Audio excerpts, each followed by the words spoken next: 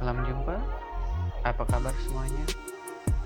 Semoga tetap sehat dan semangat belajar. Alhamdulillah, kalian sudah naik di kelas 11. Di kelas 10, kalian sudah mempelajari perencanaan bisnis. Dari perencanaan bisnis ini, kalian sudah belajar bagaimana membuat studi kelayakan bisnis.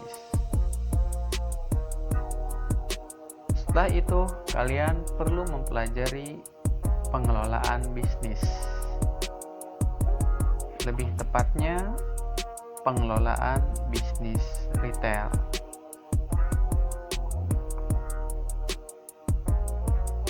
Sebelum saya menjelaskan lebih jauh, kita perlu memahami kata per kata dari pembahasan ini. Pengelolaan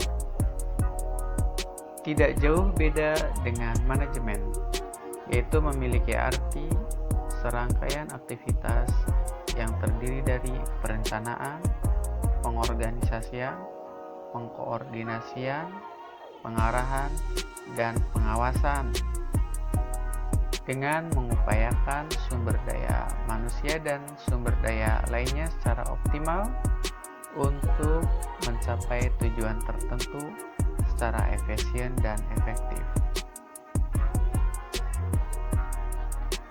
Adapun bisnis, sebagaimana yang kita ketahui, tidak terlepas dari aktivitas produksi, pembelian, penjualan, maupun pertukaran barang dan jasa yang melibatkan orang atau perusahaan. Sedangkan retail adalah eceran.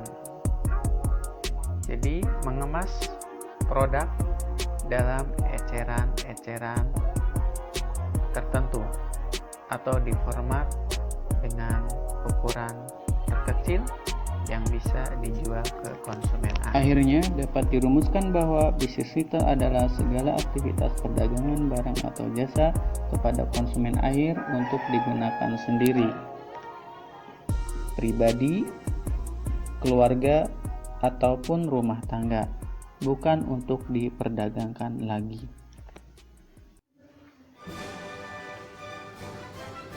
Silakan disimak dengan baik. Berikut adalah sejarah dan perkembangan bisnis retail di Indonesia. Bisnis retail di Indonesia memiliki beberapa fase perkembangan yang perlu kalian ketahui.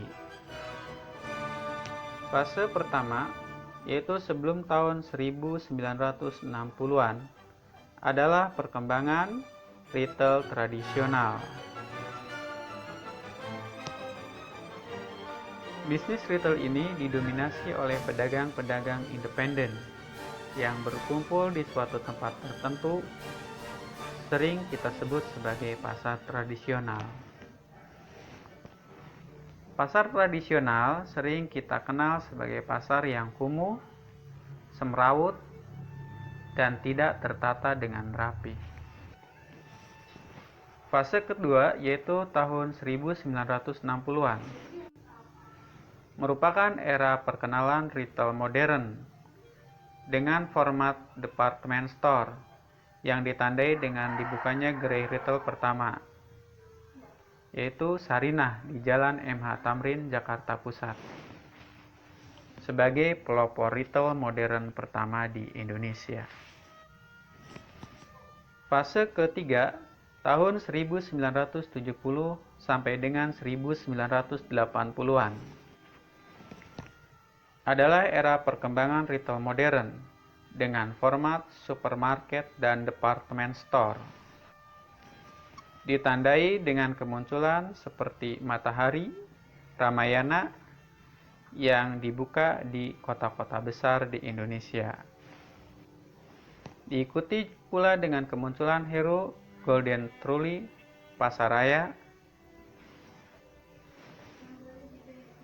Di era ini berkembang pula format drugstore yang biasa kita kenal dengan nama apotek. Fase keempat, yaitu tahun 1990-an, adalah era perkembangan convenience store atau C-store.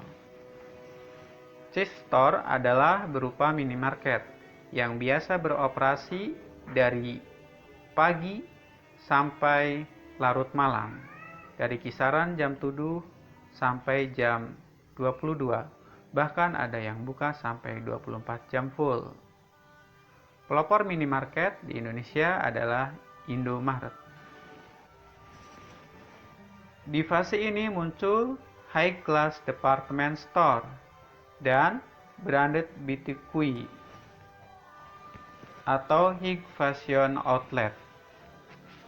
Ditandai dengan masuknya Sugu, Metro, Seibu, Yohan, dan Mark & Spencer.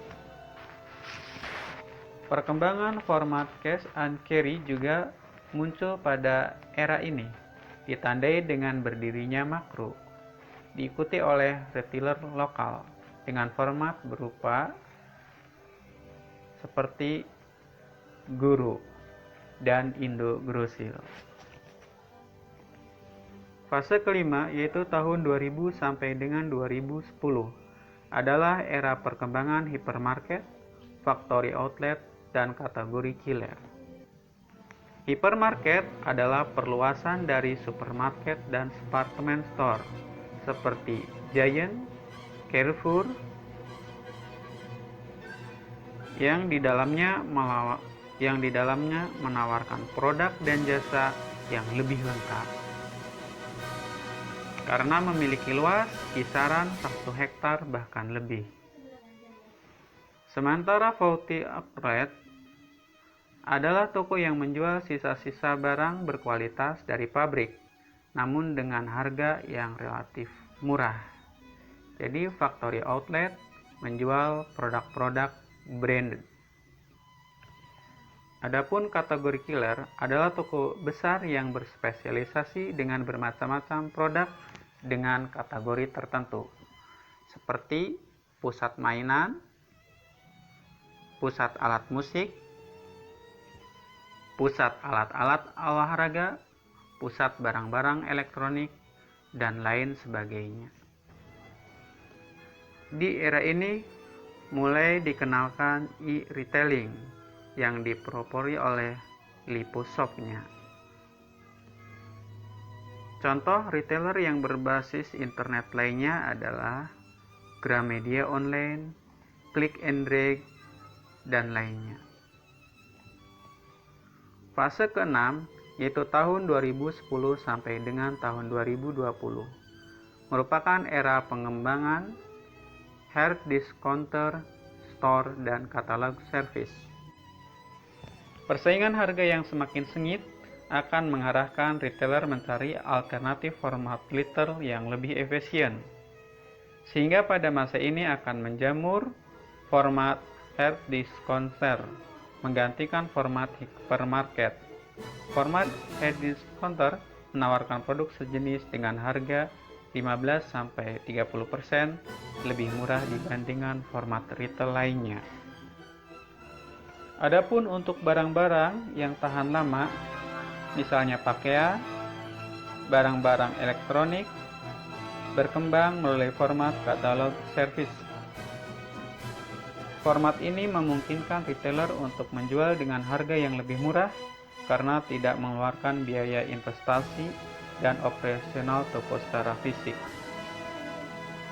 Terutama disebabkan semakin memasyarakatnya kepemilikan personal komputer dan akses internet yang mendorong pertumbuhan format katalog e-retailing.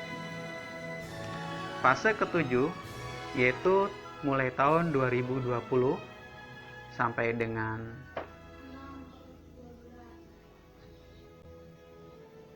kini, merupakan masa era e-retailing.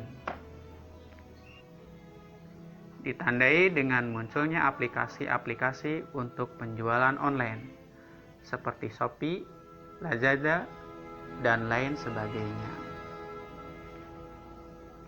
Itulah perkembangan bisnis retail Indonesia dari fase pertama sampai ke fase ke-7. Dari uraian di atas, saya harapkan kalian dapat memahami apakah penyebab perubahan format bisnis retail dari satu fase ke fase berikutnya. Terima kasih. Mohon dipahami.